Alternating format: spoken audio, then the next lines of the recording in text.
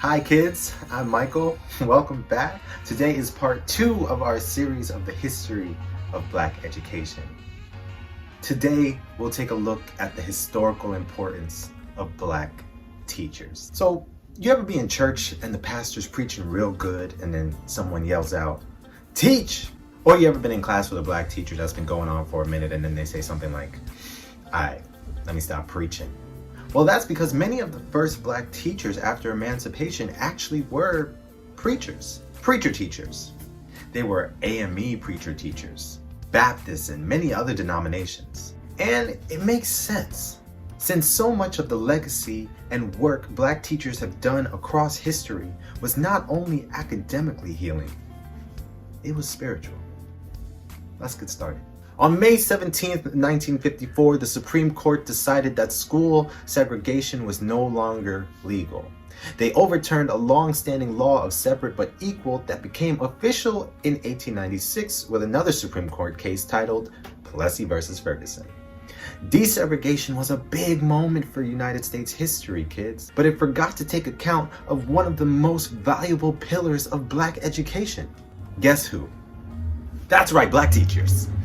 Before desegregation, being a teacher was a common Black profession. Almost half of the 82,000 Black teachers lost their jobs after 1954.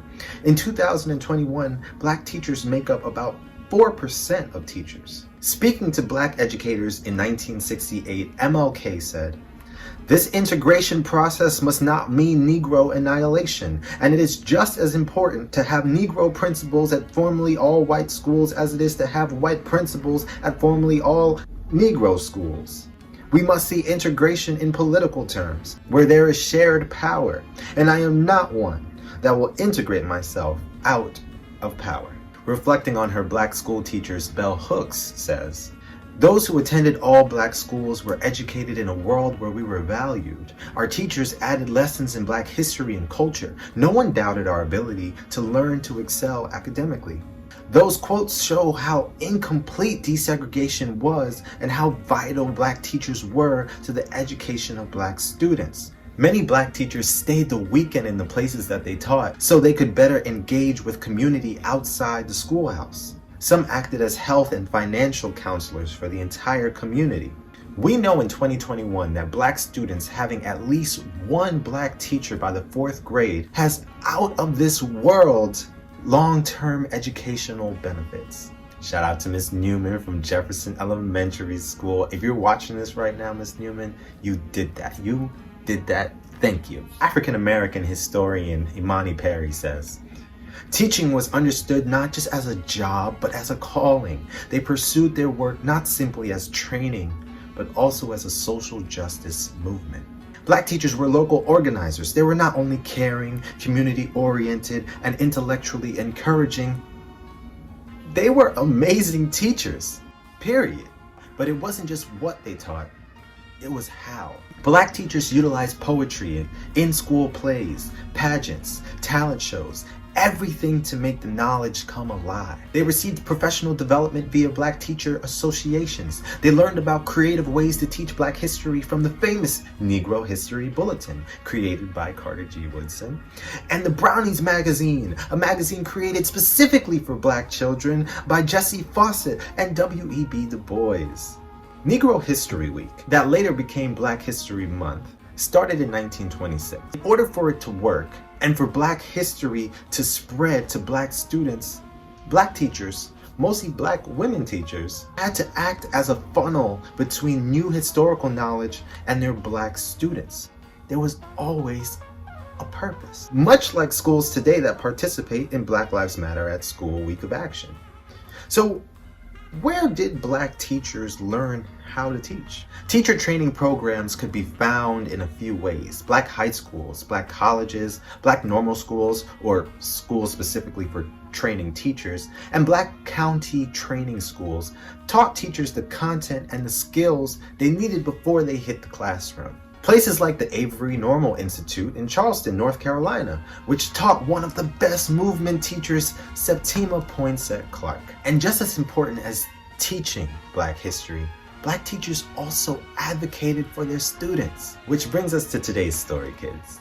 the 1951 Moton High School student walkout. At 16 years old, Barbara Rose Johns led a school walkout demanding improved school conditions and better school resources at the all-black Moton High School in Prince Edward County, Virginia at 11 a.m. Monday, April 3rd, 1951. Barbara and her peers got the attention of the NAACP and ended up becoming one of the cases in the historic 1954 Brown versus Board of Education Supreme Court decision. A lot of people talk about Barbara Johns, as they should, but I want to talk about the person who inspired Barbara, her black music teacher, named Inez Davenport Jones. Inez Jones was no stranger to liberation, kids. One day, she told her students of an article in a music educator's journal, probably from a Black Teacher Association journal, about a student strike in Massachusetts for higher teacher salaries. And I told them, I said, they can do that, you can do it. So that was the end of that. So empowering teachers like Inez Jones were common in all Black schools. They privately and many times openly discussed systemic inequality with their students. When the students went on strike at Moton High School, many of the teachers assisted them in the process. The organizing skills of young Barbara Johns is so important to learn, kids. And we should also recognize that it was her Black teacher that lit the flame. Black teachers weren't just educators, kids. They were life guides. They critiqued racism and promoted a different future for the world. They enriched the souls of Black children. Black teachers instructing not just Black students, but all students is still being called for today by the Black Lives Matter at School movement and other social justice organizations. We need more Black teachers than we currently have. And looking at our history tells us why. And the church said, amen. That's all for this week, kids. Look out for the class notes on Instagram for quick points and radical reflection questions from each video. Feel free to respond to the reflections in the Instagram comments, and I will post your responses in next week's class. Last week, our community scholar, Jean, responded to our reflection questions about Black education and Reconstruction, saying, "We resist anti-Blackness every day through creating Black fugitive spaces in anti-Black educational institutions to affirm our humanity and maintain our well-being and sanity. From things as simple as a head nod to the intentional all-Black spaces that we construct, we've always collectively created spaces that enable us to resist and challenge anti-Blackness." Thank you so much, Jean. Stay tuned. Peace. Black Lives Matter.